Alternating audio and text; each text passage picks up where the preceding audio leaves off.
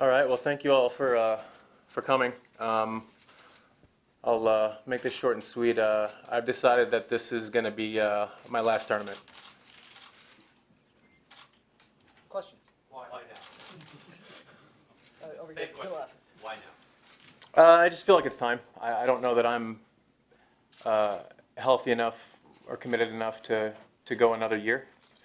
I've always wanted to, in a perfect world, finish at this event. I have a lot of family and friends here, and I've thought all year that I would know when I got to this tournament. And when I was playing my first round, I knew. Scott, do you have a follow-up? Has it been something you've been wrestling with for, I don't know, days or weeks or months, or how has that played out? Yeah, it's been a process. It's certainly not days. You know, I don't know that I would have had you all come in here and waste your time if it had been days. You know, certain parts throughout the year, you know, I've thought about it, and you know, just with the way my body feels and with the way that I'm able to feel like I'm able to compete now, I don't know that it's good enough. And you know, I don't know that I've ever been someone who's interested in existing on tour. You know, I have a lot of interests and a lot of other things that excite me, and I'm looking forward to those. Peter? Is there any way to quantify how much the health issue is versus the mental and emotional issue? It's tough to say, Pierre. You know, it's kind of chicken or egg. You know, it's how much of mental fatigue is because you don't feel like you can do what you want to do physically. You know, you don't know where it starts. But it's tough to put a number. Matt? I mean, Andy, you've been joking about this for a couple of years, but you know, we can talk about 30, and 30 is not that old in tennis, and obviously players been playing at 30, and you've been a good athlete, you've been very competitive, and in a sense, you were sort of retiring early, no? Now you're saying that. Yeah, I am. Okay.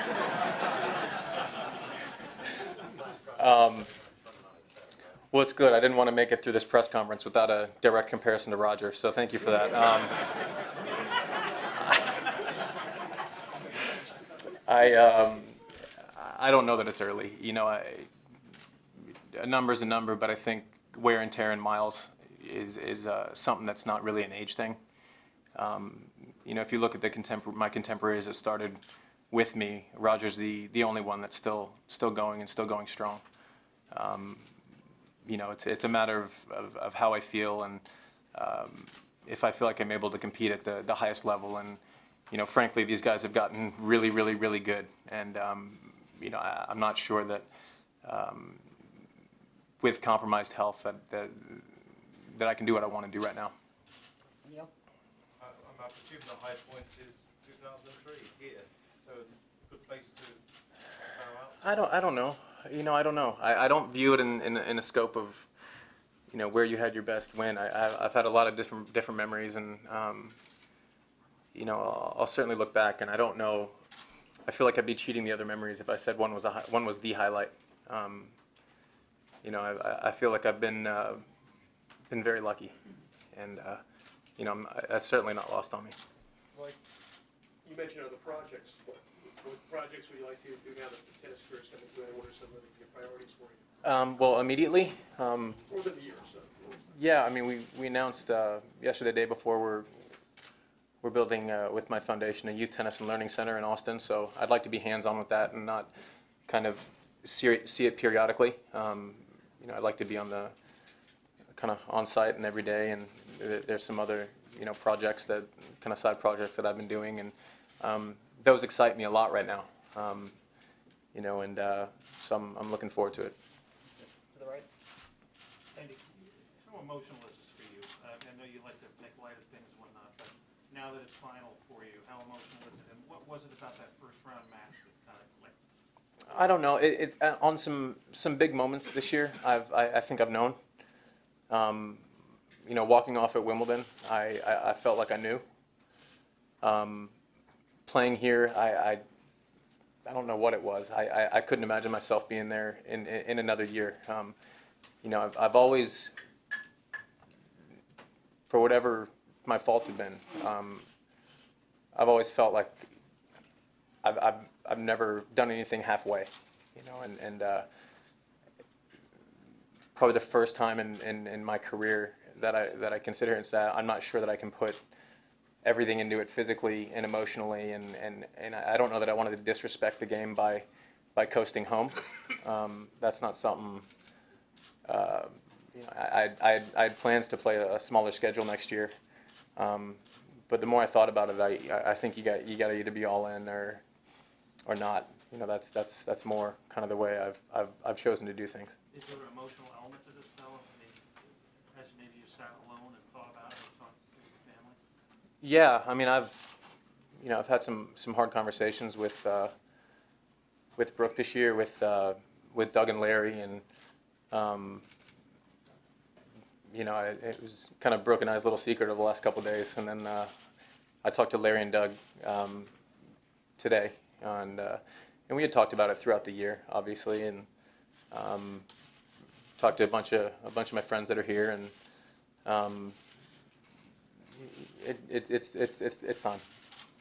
Sandy? Andy, what do you think you'll miss the most? You've been doing this a long time. All of you.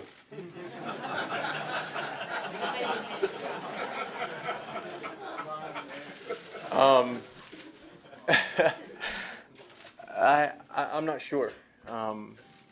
You know, I'm lucky enough. There are a lot of players where I live. I don't think I'm one of the guys who won't pick up a racket for 3 years. You know, I still love the innocent parts of the game. You know, I love hitting tennis balls, and you know, I love seeing the young guys do well, and you know, so I'll still have a lot of friends to watch, and I'll miss the relationships probably the most. As time passes, I'll probably miss the tennis more. But immediately, that's probably the thing that is toughest for me. Scott? Andy, why not wait until after your final match, your birthday? Did you want to give the fans an opportunity? Why did you choose? Those are good reasons. I think I wanted an opportunity to say goodbye to people as well. You know, I don't know how tomorrow's going to go. I hope it goes well, and I hope I'm sticking around. But I just imagine being off the court tomorrow in an empty locker room. You know, I think I wanted the chance to say goodbye, and I also, if I do run into some emotions tomorrow or in 4 days or however long, I don't want people to think I'm a little unstable, so, or more unstable. So that's why I came to this decision. Andy, you are playing under the lights in Ash tomorrow, and potentially could be the last time. What do you anticipate when you step out into that court? The emotions that you'll feel? I have no idea. And I told, I talked to Larry and Doug, and I said I could come out and play great, and it could be the worst thing you've ever seen. I don't know. I haven't done this before, you know, so I'm sure it'll be very emotional. I'm sure I'll still be nervous. I don't know. Doug? Did Ken's passing at all in any outside way sort of influence where you are with yourself and in the larger picture in the game, this decision at all? Maybe, I don't know. Ken was certainly a huge part of everything for me, you know, and he believed in me from very early on, and you know, that certainly wasn't easy for me, but you know, his wife and his daughter are going to come up, and so that'll be really nice to have them here. George? Do you take any example from any athlete you've ever seen who knew the right time to retire? Not necessarily in tennis, but any sport. No, I think the thing that you guys have to understand is there's not going to be a general rule. It's not because you have a certain age next to your name that's it. You know, there are a lot of different personalities, and there's a lot of different. Some people just want to play until they can't play anymore, until they're pushed out just by ranking or because they can't get into tournaments. And some people, you know, so I don't think it's fair to maybe generalize this moment for people, and you know, different people take in different ways. So I don't know that I looked at anybody else's scenario when thinking about this, because I don't know that I could pretend to relate to whatever they were thinking at a given moment. Bill? Great career, Andy. Thanks. Like any top American athlete, you're praised, you're criticized, but what are you most proud of in your run, your career, and if you could point to maybe one or two things that you might have changed, what would be that? I don't know. I don't know that I would change much. You know, obviously I think everybody would want to win a match or two more, and then had I won a match or two more, we'd be looking back at something a little bit different. You know, but that's also shaped kind of who I am and how I've been able to learn. You know, if everything would have been easy the whole way, who knows how I'd view things. And I'm pretty content with the way I do. So you've learned from playing in this era of Roger and Rafa and Djokovic in terms of your life? Well, I think so. I mean, at the end of the day, you know, I know that people view it as a career of, you know, the last little while of some hard knocks, but you know, I got to play, you know, and I got to play in a crowd and play in Wimbledon finals and be the guy on a Davis Cup team for a while, and you know, those are opportunities not a lot of people get, you know. So as much as I was disappointed and frustrated at times, I'm not sure that I ever felt sorry for myself or begrudged anybody any of their success. Tom? Andy, the first part of that question, what are you most proud of? You know, I was pretty good for a long time. You know, one of the reasons I gave earlier about not feeling like I could be committed to this thing 100%, that's one of the things I'm proud of, that for 13 or 14 years I was invested fully every day.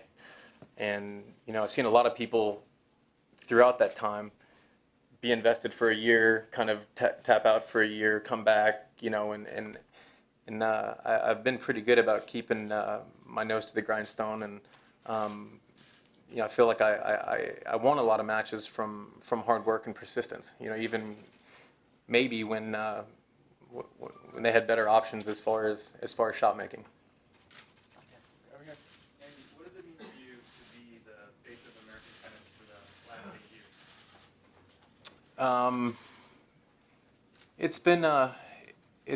It's been a pleasure, and it's not something that's easy every day, you know, for sure.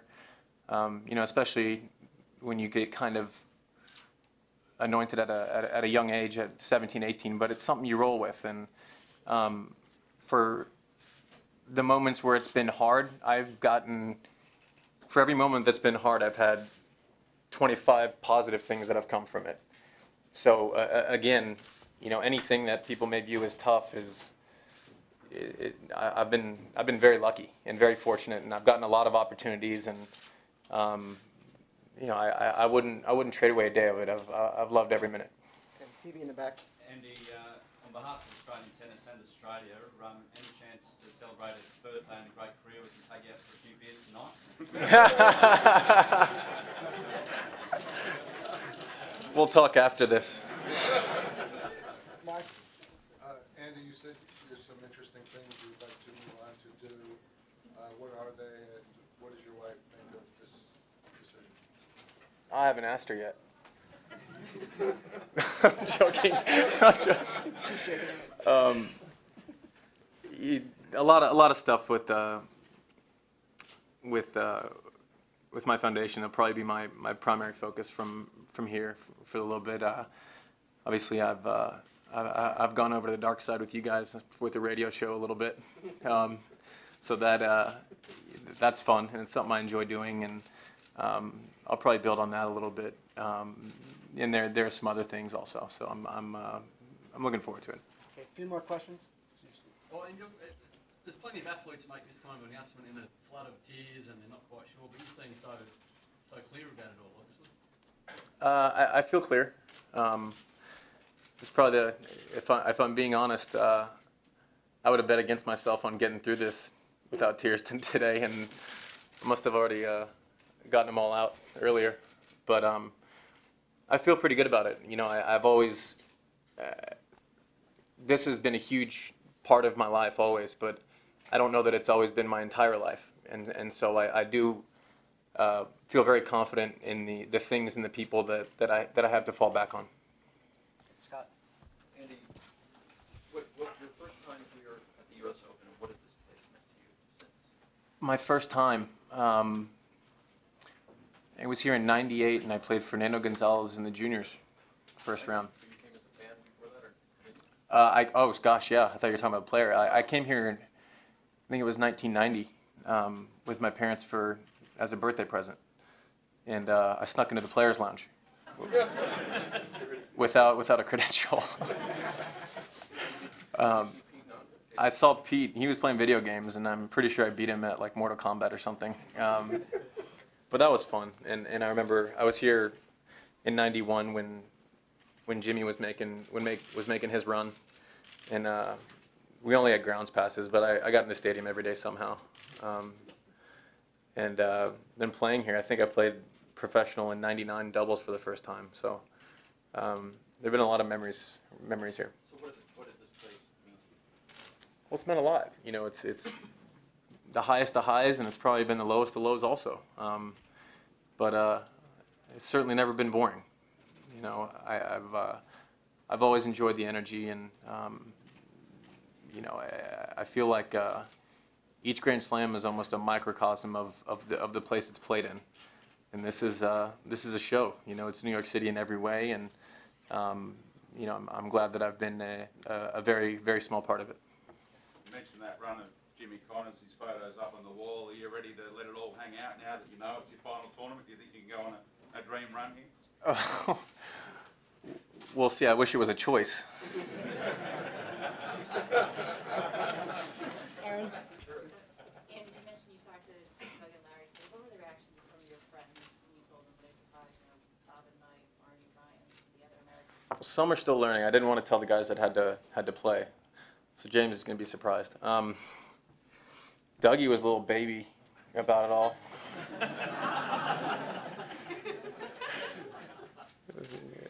Lost a lot of man respect for him.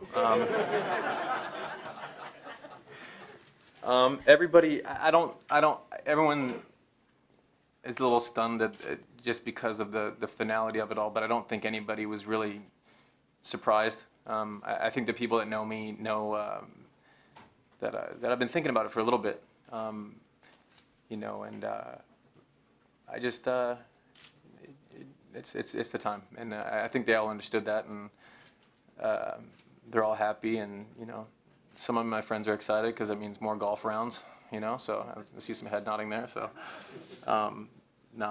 everyone's been very supportive. Matt? And the 2006 Agassi retires, and I remember you were saying, well, the training wheels are off for us now. Mm-hmm. So now you're going away and the training wheels are over the younger guys. I mean, honestly, are you comfortable with where the younger guys are and moving ahead? I think so. You know, I can't protect him now. You know, that's for sure. But you know, I think John's ready. You know, and I think you know, it's going to be, you know, Marty's really good with the younger guys, and I think you know, it'll be that time. Ryan will play well, and he, you know, kind of once he figures everything out, and you know, it doesn't change the fact that I still live 4 miles away from him, so I'll still kick his ass. You know, but no, I feel pretty good about it all, and you know, even though I won't be competing against him, I think they all know that I've never been more than a phone call away from him. Okay, Bill? When you were back at home in Austin, walking about the house and see that beautiful U.S. Open trophy that you won, what goes through your mind? Honestly, I don't see it very often. It's in a study, and we all know I probably don't go there very much, so I see it probably as much as you guys see the one here.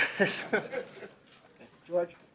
To play another match at night, how much have you enjoyed night matches here at the Open, and how much different are they from day matches? Yeah, I mean, it's the most electric atmosphere in our sport. There's something about it.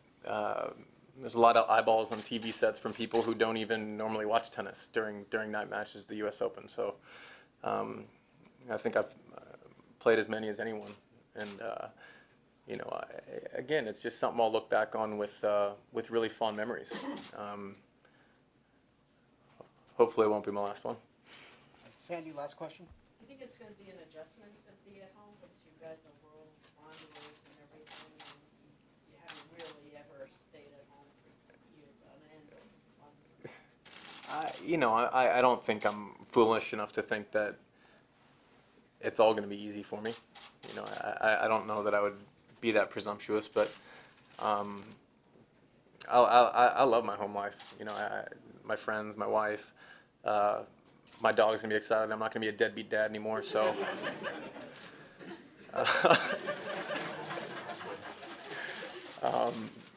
It'll be an adjustment, but hopefully if I ever want to come say hi to you all, they'll give me a credential. Thanks, everyone. Thank you.